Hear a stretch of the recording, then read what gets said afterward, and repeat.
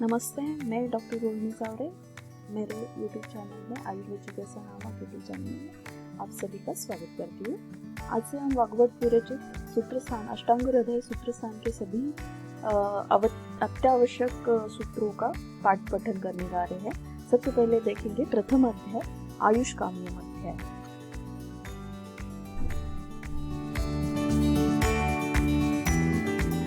आयुष काम्यम अध्याय में प्रस्तावना कही गई है। रागादि रोगान सततानुशतकान शेषकाय प्रसृतान शेषान औत्सुक्यम आहार अति रात्र जघान यो पूर्व वेद्याय नमोस्तु तस्मै।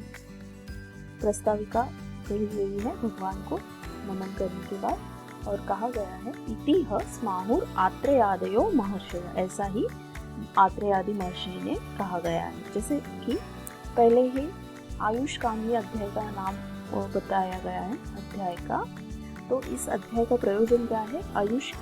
आयु की कामना करने वाले के लिए जो उपदेश या सूत्रों का पठन किया गया है वो प्रथम अध्याय सूत्रस्थान के प्रथम अध्याय आयुष काम्य अध्याय में बतलाया गया है।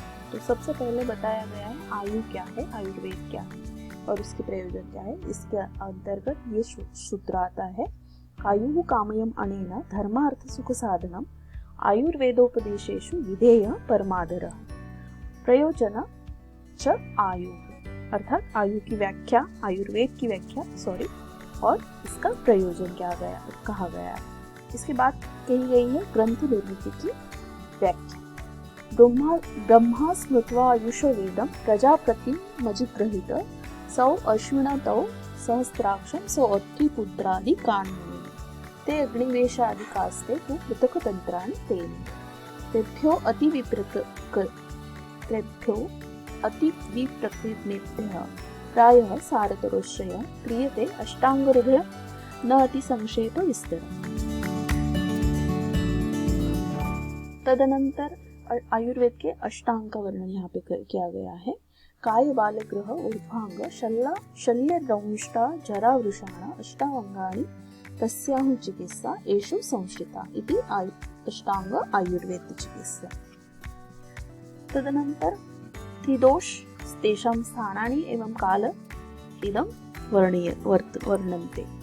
वायुः पित्तं कफश्चेति त्रयो दोषाः समासतः ते व्यापिनो अपि रुम्नाभ्यो ऊर अधो मध्यो ऊर्ध्व संशयाः वयो अहोरात्रिभुक्तानां ते अन्तमध्यादिकाक्रमात् इति काल वर्णन्ते।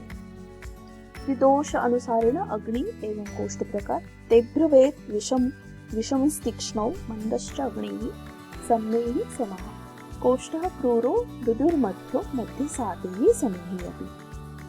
त्रिदोष एवं प्रकृति शुक्रार्थवस्थेरे जन्मादौ विषणैव विषक्रमे यश्च तिस्रस्प्रकृतयोः हीनमध्योत्तमा पृथक् समधातु समस्थासु श्रेष्ठानंद्या विदोषिका। अर्थात तीन दोषों से जो भी प्रकृति निर्माण कैसी होती है वो श्रेष्ठ कौन सी है वो और निंदे कौन सी है, यहाँ पर वर्णन कर दिया है।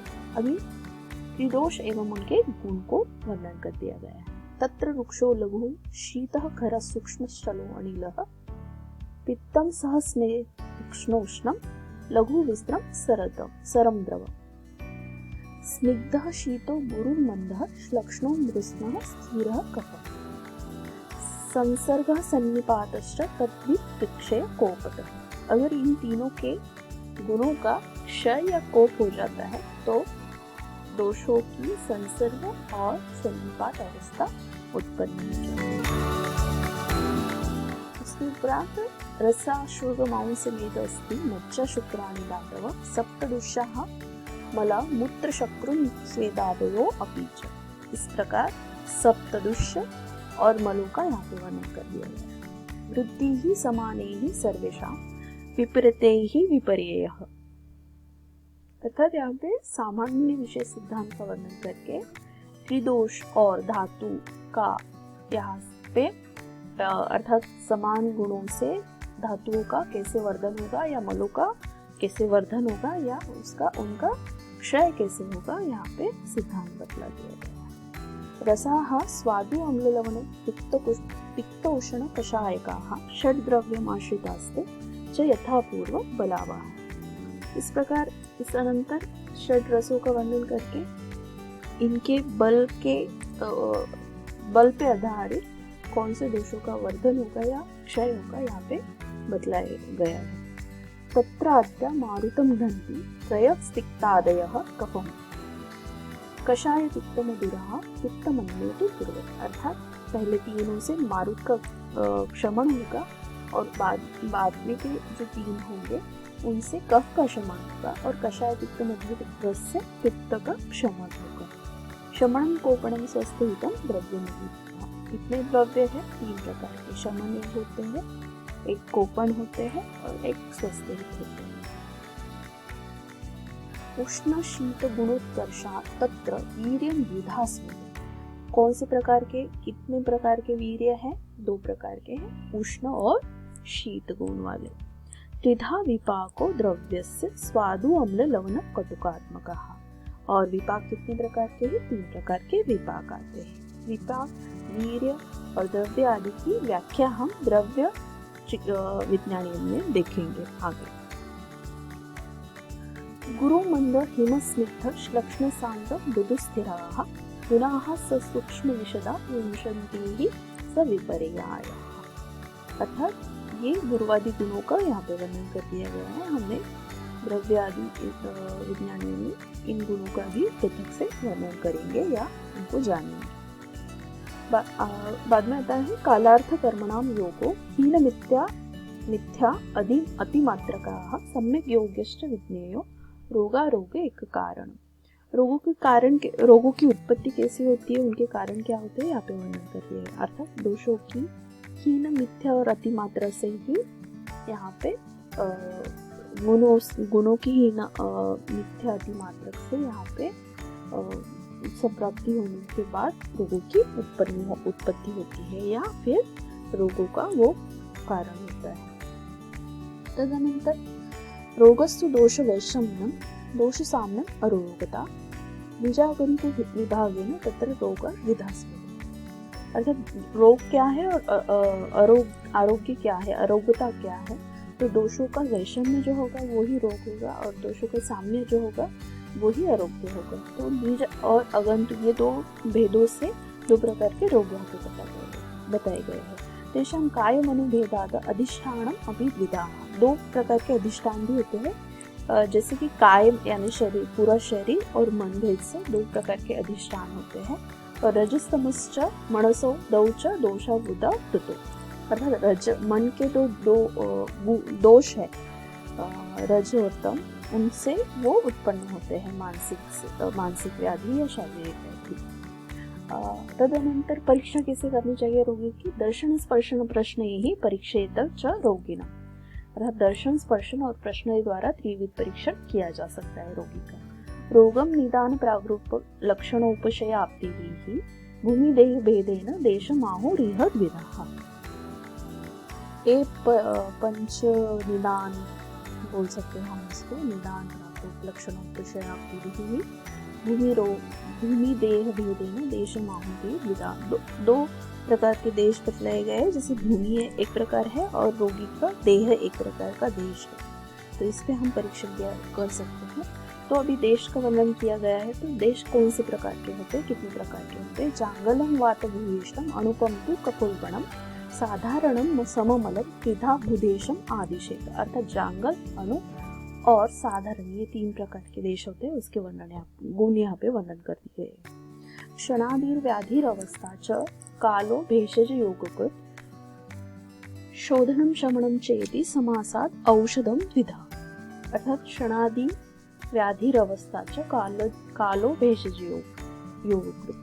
क्षण और व्याधि अवस्था, ये 2 प्रकार के काल करते हैं। और शोधन शमन, ये 2 प्रकार के औषध भी भेषज के लिए ये औषध बनाए गए। और इसमें शोधन में शरीराजानां दोषाणां क्रमेण परम औषधम बस्ति विरेको वमनम तथा तैलम घृतम मधु। इसमें शरीर के दोषों का क्रमवार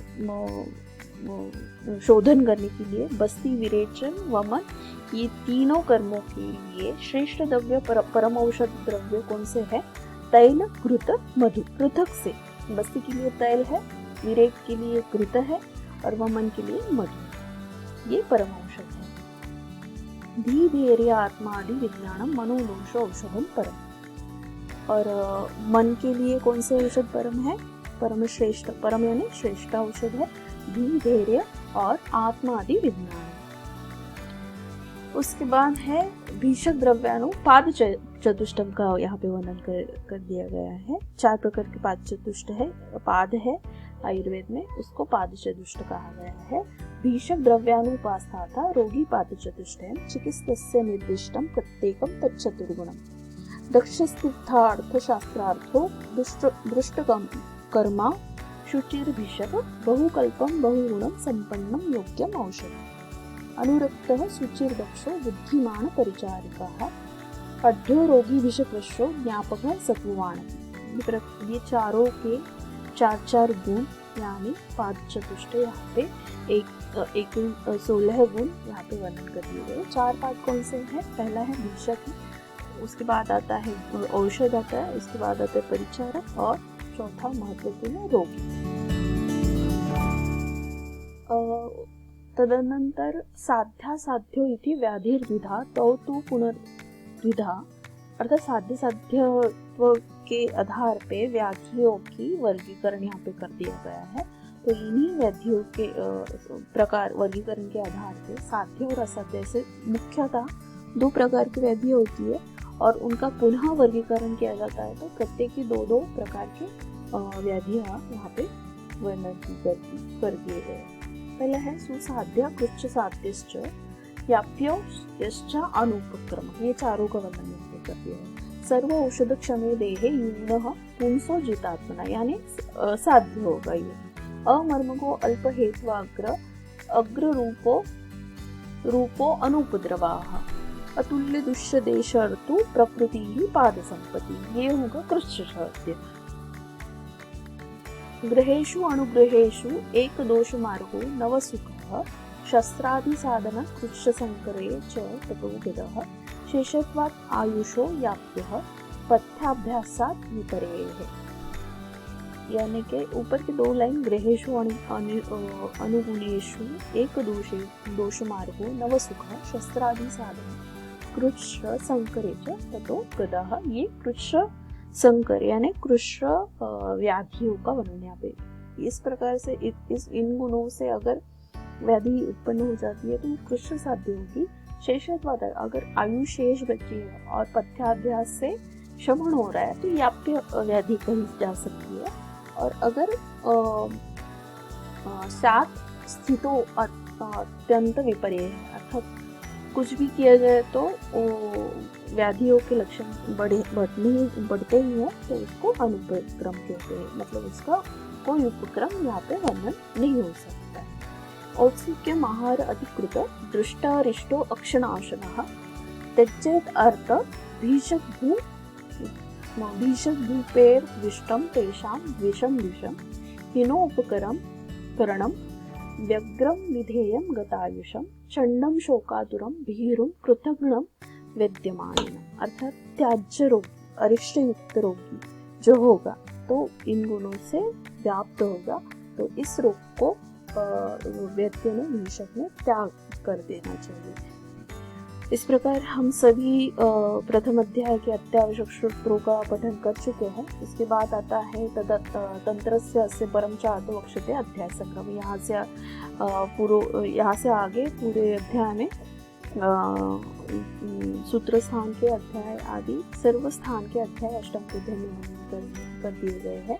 इसलिए हम यहाँ पे इस अध्याय को समाप्त कर देते हैं। इस अध्याय का पठन यहीं पे समाप्त होता है। तो अगर आपने मेरे चैनल को सब्सक्राइब नहीं किया है तो प्लीज़ सब्सक्राइब कर दीजिए और लाइक करना ना भूलें, कमेंट करें और शेयर करना बिल्कुल भी ना भूलें। धन्यवाद।